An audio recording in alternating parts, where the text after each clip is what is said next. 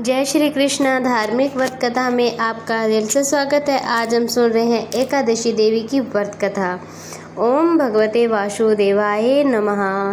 मूर नाम का एक दैत्य था।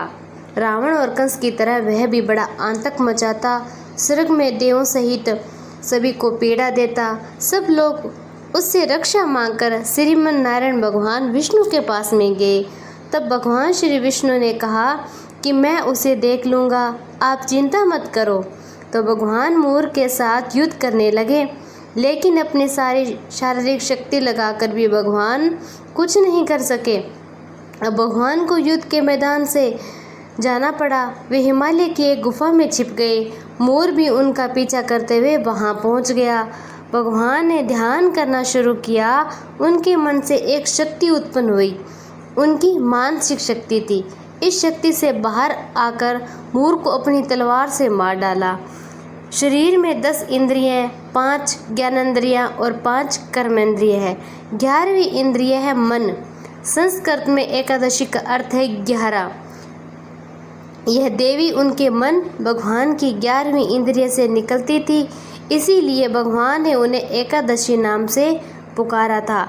एकादशी माता की उत्पत्ति का दिन उनके नाम से ही जाने लगा। माता एकादशी के अंतिम चरण के दौरान उत्पन्न हुई थी, इसे जयंती कहते हैं। उन्होंने द्वादशी के पहले चरण के दौरान दैत्य को मार डाला था, इसे उन्हें एकादशी कहते हैं। एकादशी की कथा। गालव मुनि का भद्रशील नाम का एक पुत्र था।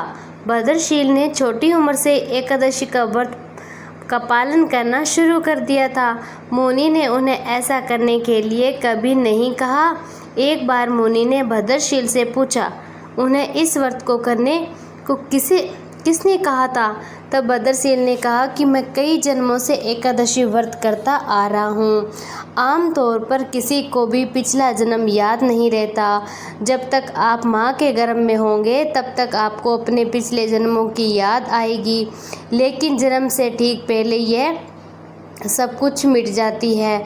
लेकिन भद्रशील को अपने पिछले जन्म की याद और उस समय भी याद थी। यह एकादशी की शक्ति थी जिसका वे पालन करते थे। वे एक पूर्व जन्म में धर्मकृति नाम के राजा थे। धर्मकृति बहुत ही क्रूर था, उससे कोई पसंद नहीं करता था। ऐसा कोई पाप नहीं था कि उसने किया ना हो। एक बार वह अपने सैनिकों के साथ में शिकार पर गया था। उसने एक हिरण को देखा और अपने सैनिकों को उस हिरण को चारों ओर से घेरने के लिए कहा था। राजा ने कहा, जो भी हिरण को भागने देगा उसका पूरा परिवार मैं उसे मार डालूंगा। हिरण ने यह सुना और सोचा, बेचारे सैनिक, मैं उसमें से किसी को भी कुछ होने नहीं दूंगा। हिरण राजा के पास से निकल भागा तो राजा ने हिरण का पीछा किया। सूर्यास्त होते हुए राजा एक घने जंगल के अंदर में फंस गया था। हिरण कहीं दिखाई नहीं दे रहा था। राजा ने एक पेड़ के नीचे रात बिताई। उसने दिन भर में कुछ नहीं खाया था। उसे चारों ओर से खतरनाक जानवरों के खुंखारने की आवाज़ सुनाई दे रही थी और वह सो भी नहीं सका।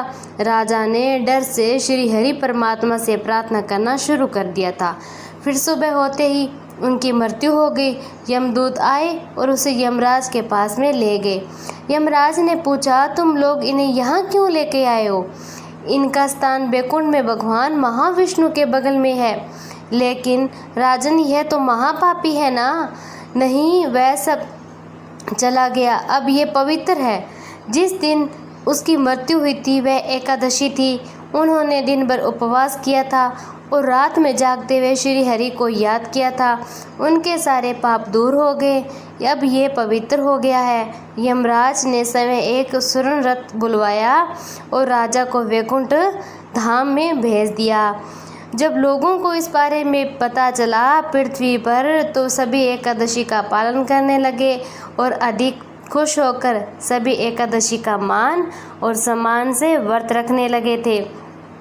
एकादशी के दिन में भोजन क्यों नहीं करना चाहिए? भगवान ने घोषणा की कि एकादशी के दौरान देवी के इस महान कार्य के कारण पूरे जगत में कोई भी पाप नहीं रहेगा।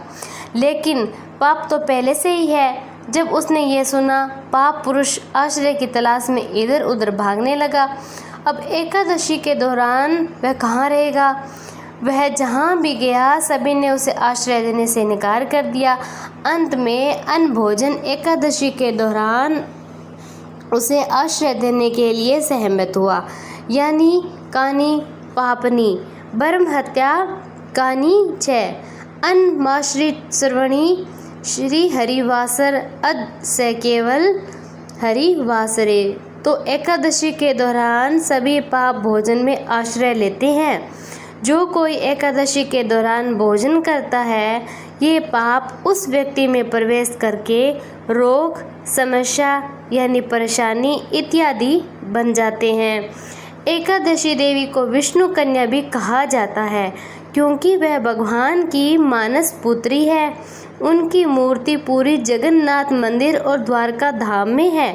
भगवान के धर्म की रक्षा के लिए जितने भी अवतार हैं वे सभी एकादशी के दिन ही हुए हैं। इसीलिए यह इतना पवित्र दिन माना जाता है। इसीलिए एकादशी का व्रत करना सर्वोत्तम व्रत कहलाता है। सभी को एकादशी का व्रत रखना चाहिए। एकादशी कृष्ण पक्ष और शुक्ल पक्ष में आती है। महीने में 2 बार इसका व्रत किया जाता है। बड़ी ही प्रेम से सभी को एकादशी का व्रत करना चाहिए। जय श्री कृष्ण। राधे राधे।